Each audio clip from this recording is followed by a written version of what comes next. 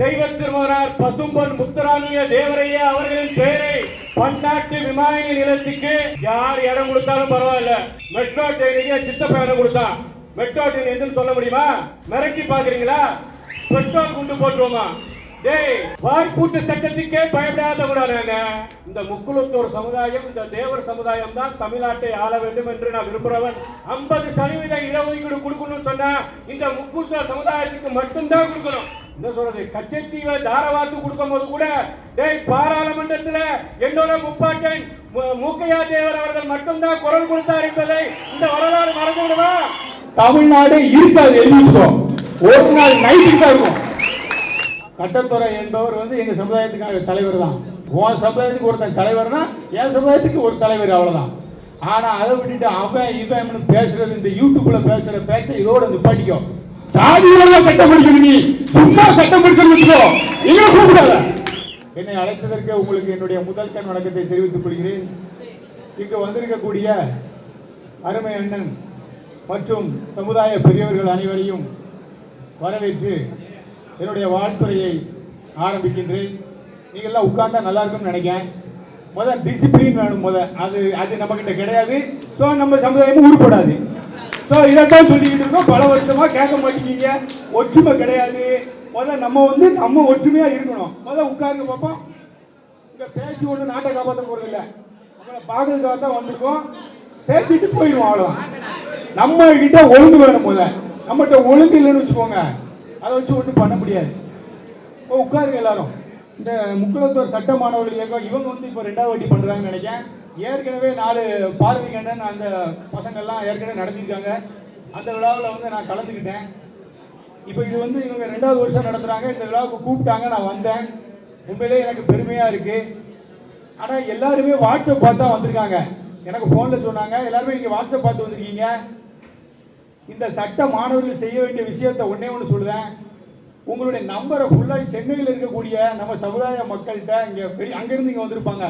என்ன அங்கன்னா திருநெல்வேலி, ராமநாடு, மதுரை ஃபுல்லாக அங்கே வந்திருப்பாங்க. உங்கள் நம்பர்களை அவங்ககிட்ட கொடுங்க. இங்கே ஏதாவது ஒரு பிரச்சனைனா உங்களை கூப்பிடுற அளவுக்கு தொடர்பு வச்சுக்கிடணும். நீங்கள் இந்த வருஷம் கூடுதோம், அப்புறம் போயிடுவோம், அப்புறம் அடுத்த வருஷம் வருவோம், போயிடுவோம். இதுதான் இந்த சமுதாயம் உருப்படாம போக காரணம். ஏன் நல்லா புரிஞ்சுக்கிடணும். அதாவது நல்லா தெரிஞ்சுக்கோங்க. பார் கவுன்சிலில் மெம்பரை நம்ம அண்ணன் ஒருத்தர் இருக்காரு. நான் யாருக்கும் பேரை சொல்ல விரும்பலை. அதே மாதிரி இன்னொரு சமூகத்தை சார்ந்தவர் பார் கவுன்சில் மெம்பரு.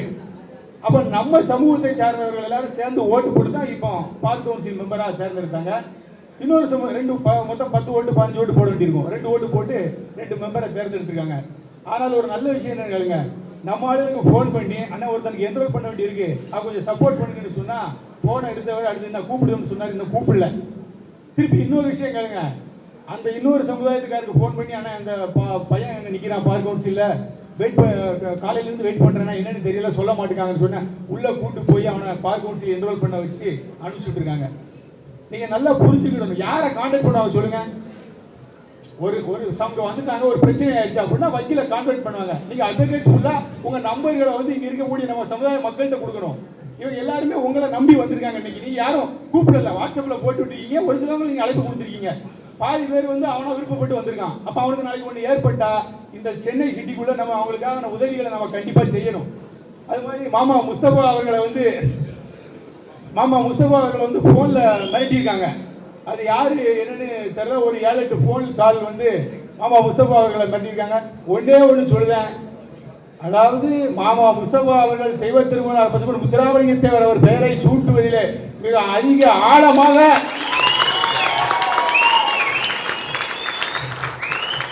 அந்த போராட்டத்திலே நம்மளெல்லாம் விடுங்க, நம்மளை விட தீவிரமா அவர் இருக்காரு. அவருக்கு என்னைக்கு பக்கபலமா இருப்போம். அப்படி ஒரு நிகழ்வு மாமா முஸ்தபாவுக்கு நடந்தா தமிழ்நாடு இருக்காது, எழுதிச்சோம். ஒரு நாள் நைட்டுக்கு தான் இருக்கும். ஆமா, விளையாட்டுக்கு பேசுறது மட்டும் நடக்கிறாங்க. கண்டிப்பா என்ன நடக்கும்னு எல்லாருக்கும் தெரியும்.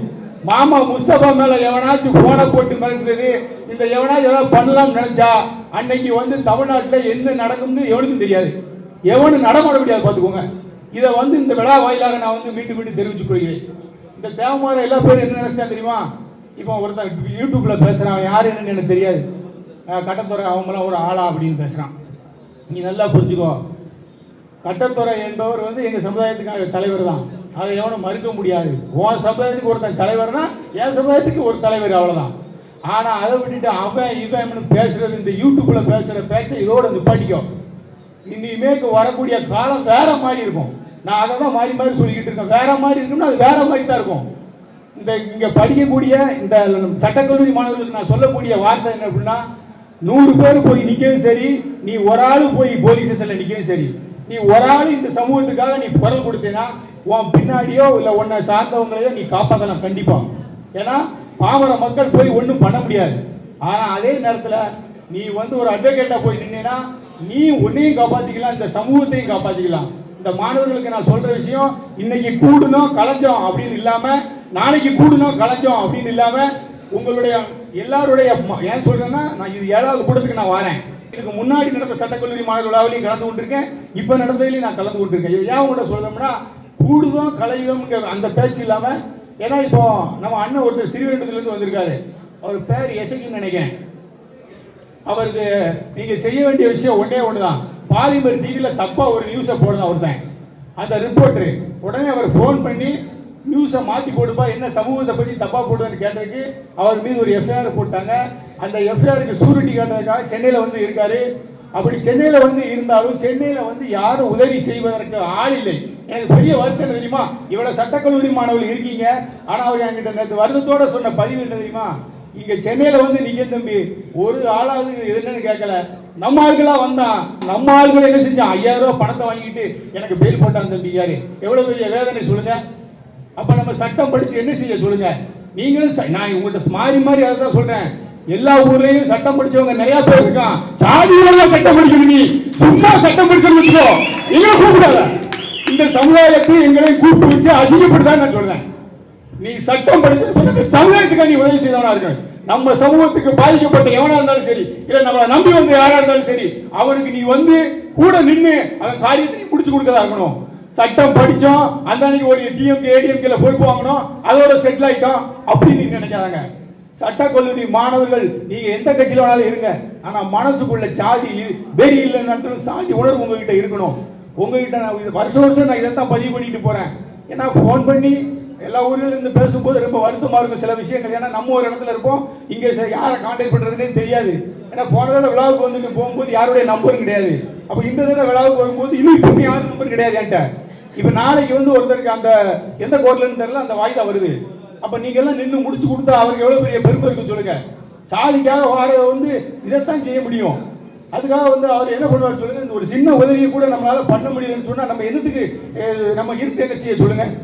இந்த சமூகத்தை நீங்க காப்பாற்றணும். நான் உங்கள்கிட்ட சட்டக்கல்லூரி மாணவர்களுக்கு மாறி மாறி நான் உங்கள்கிட்ட சொல்ல ஒரே விஷயம், எனக்கு தெரிஞ்ச என் உறவினர்களே 15 பேர் சட்டக்கல்லூரி சட்ட வழக்கறிஞராக இருக்காங்க.